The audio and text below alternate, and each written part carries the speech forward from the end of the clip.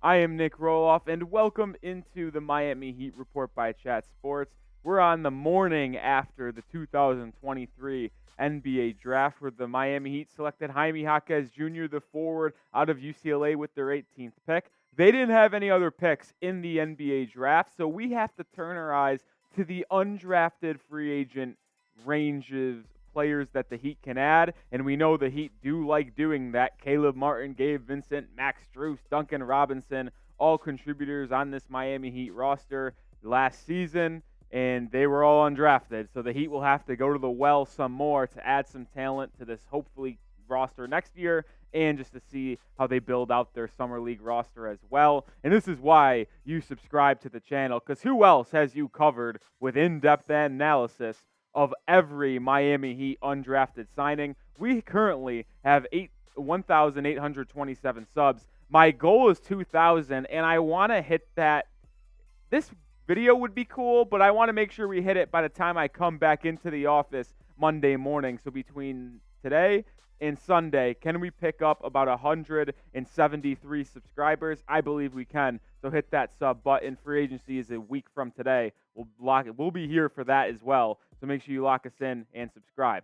Now we're going to start with the first UDFA signing, and that is Justin Powell, the guard out of Washington State. And this is an interesting one for a decent amount of reasons. I think the first reason is that this dude is a flat-out shooter. He is a marksman. And shout out Brady Hawk on Twitter, one of the best Heat reporters there are in the business. He was talking about Justin Powell going in depth.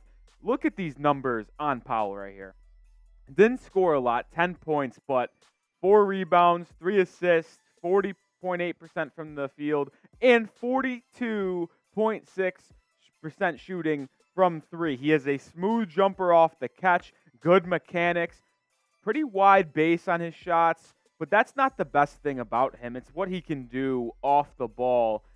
And on the ball, realistically. He could come off of a curl and be effective. He can skip past if he doesn't like what he sees. He is a decent and willing passer, but I really think the Heat have a type here, and I think it's pretty obvious. Someone who can shoot the ball lights out like Powell, 42% from 3, but also pass.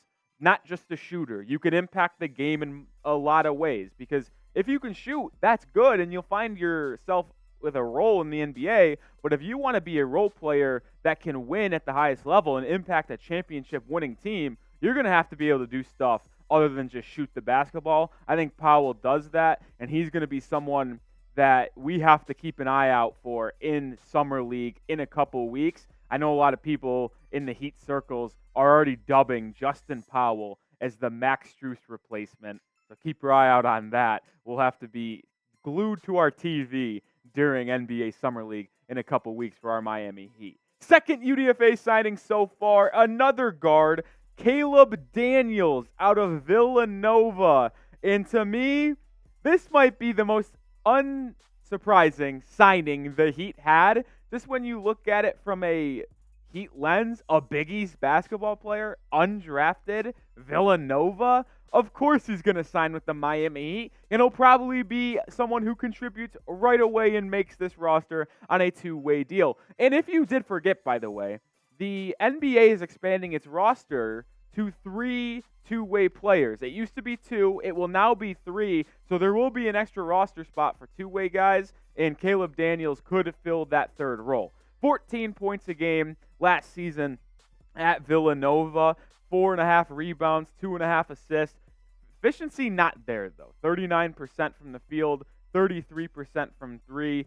But Daniels was more of a volume scorer for the Wildcats at Villanova. And I have a little scouting report on Caleb Daniels. He's an older guard. I mean, he was at college for 4 or 5 years, or 5 years to be exact. He spent 2 years at Tulane, transferred to Villanova, had to sit a year, and then finished his career with 2 years as a Wildcat. So he has been in college for a little bit. He's a very physical player. The shot for him needs some work. But like I mentioned, he's undrafted Villanova guard. He has that Villanova DNA. I know this past Villanova squad did not have Jay Wright, did not have that normal Villanova pedigree, but he was there with Jay Wright before he ended up retiring So Caleb Daniels is a Jay Wright guy, which means he's going to work. He's going to have a high motor. He's going to be a gritty basketball player. And I wouldn't be surprised if he fought and clawed his way onto this Miami Heat roster when it's all said and done and we are tipping the ball off in October to kick off this next Heat season. Don't be shocked that way at all. But I'll ask you this before we get into more undrafted free agents signings from your Miami Heat. Did you like what the Miami Heat did last night? You can talk about some of the undrafted guys if you know all five. We'll get to the other three here in a second. And did you like the Jaime Jaquez pick? It grew on me from when the Heat actually made the selection to where I went to bed at night. When I got home from Chat Sports headquarters, what did I do before my eyes shut and I went to sleep? I watched 24 minutes of Jaime Jaquez highlights, and I'm not kidding. I am all in on the UCLA forward. So I would be typing my Ys, but let me know, did you like what the Miami Heat did last night in the NBA draft? Type Y for yes, type N for no. Let me know down in the comments section. Next undrafted free agent is a big man out of Marist, Patrick Gardner, and this one is very interesting. Big man out of Marist who doesn't have a lot of experience. He played 33 games this past season, but it's really the only stats that we could find because he started off at a community college, and then because of transfer rules and COVID, he's been around for a long time. But the first time we got to see him on an elite D1 scale at Marist, he absolutely balled out. 19 points a game, 6.5 rebounds, basically 2 assists, while shooting 49.7% from the field and 38% from deep. He was fantastic at Marist. Here's my scouting report on him. He's a center. He's 6'11 and 245, so he's got a good height to him. He's got a good weight as well. The height and weight combination is good to see. Shot 38% from three as a big man, so he can hit pick and pops. He can roll to the basket. He's got a high release point, so it's very tough to get a good contest on a shot because when you're 6'11 and then you shoot on a high release point, even more than usual people do at 6'11", man, that's going to be tough. He'll basically have no contest on any shot he takes from three. But my main question surrounding Patrick Gardner is, can he play defense? Has not had a lot of experience, played at a low-level college like Marist.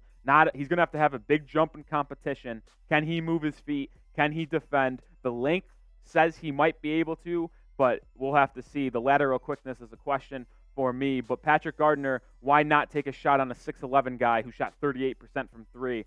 Summer League, man. See if he can cook out there and maybe earn a roster spot. Fourth and one more guy to go, but Taylor Funk out of Utah State is the next UDFA for your Miami Heat. And I got to ask you this before we break down Taylor Funk. Are you noticing a trend? I'll talk more about that trend in a second, but I want to know if you guys are noticing it because it is very obvious through the first four undrafted free agents for your Heat after the draft. But this is what Funk did last season at Utah State. 13.5 points, 5.5 rebounds, 1.7 assists, 45% from the field, and 37% from three. I think it's very obvious what Funk can bring to the table. He's an older forward, He spent 6 years at the collegiate level. He started his career at St. Joe's playing in the A-10. I actually went to St. Bonaventure, who plays in the A-10. I remember Taylor Funk coming to play in the Riley Center at St. Bonaventure, and I was chirping him a little bit from the student section. So now he plays for our Miami Heat. That's a little fun story. I love to see that. But 6'8", 230. He's a good shooter. 37% from three, and he is not bothered by contests on his jump shot. Even when there's a hand in his face or hand close to the ball, it doesn't matter for him. He sees right over them, sees right past them, and he's knocking down threes at an efficient level. Taylor Funk is another guy, experienced, older. He could be a 3-and-D power forward for the Heat if he shows up and is good in training camp, good in the summer league. Keep your eye out on Taylor Funk. Last UDFA is Drew Peterson, the guard/forward out of USC, and this one is very intriguing to me because this guy can do absolutely everything on a basketball court. 14 points per game, 6 rebounds, 4 assists, while shooting 44% from the field and 35.8% from three. I like what Drew Peterson brings. He's a winning basketball player. He's 6'8" and versatile. He can play a lot of different roles on offense. play a lot of different roles on defense. He can do everything on a basketball court. Catch 41% on catch and shoot threes last year. Now, the one thing with him, he is 6'8", but he's only 185 pounds, so he does certainly need to add muscle to that frame to be able to be effective. But I really like this one. Versatile guy who can shoot, defend, play make. I like Drew Peterson as an undrafted free agent. And my take on the UDFA, I asked you if you were noticing a trend. Well, there is clearly a trend here. It is very clear that the Miami Heat targeted shooters in this undrafted free agent pool. You just went through the list of 5 guys, and the worst three-point shooter on that list was Caleb Daniels at 33%.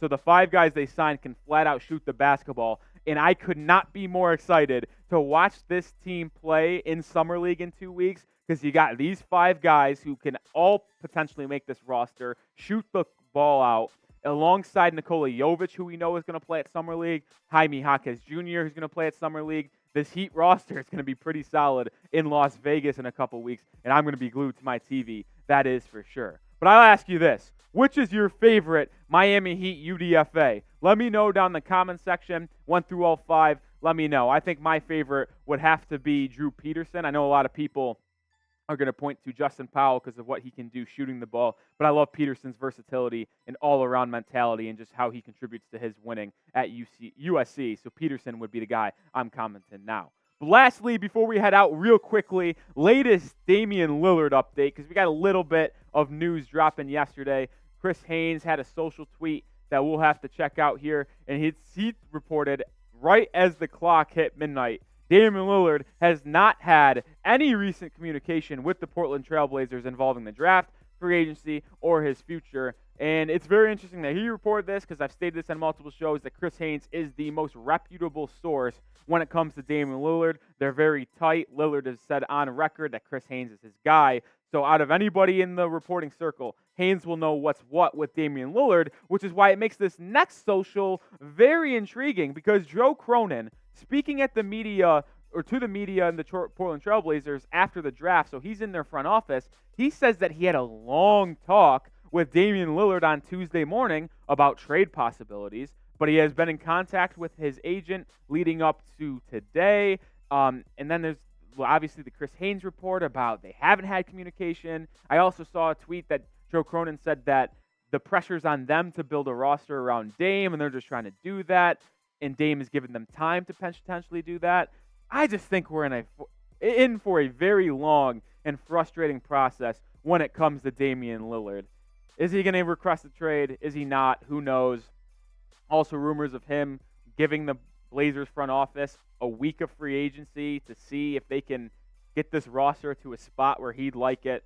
This is going to be long and annoying, man. And I almost wish the Heat would just give up on the Damian Lillard sweepstakes and just upgrade this roster through other trades, getting like small level guys like DeAndre Hunter or something like that. I think that's the best way to go at this point. Build around Jimmy and Bam. Don't go for the whale, because this is going to get very annoying when it comes to Damian Lillard. That's going to do it for today's show. As always, hit that sub button, youtube.com/@HeatReport. Like I said, trying to get to 2,000 subscribers by next Monday. We'll be here all free agency, all trade rumors, all off-season long. So make sure you do subscribe and check us out throughout the off-season.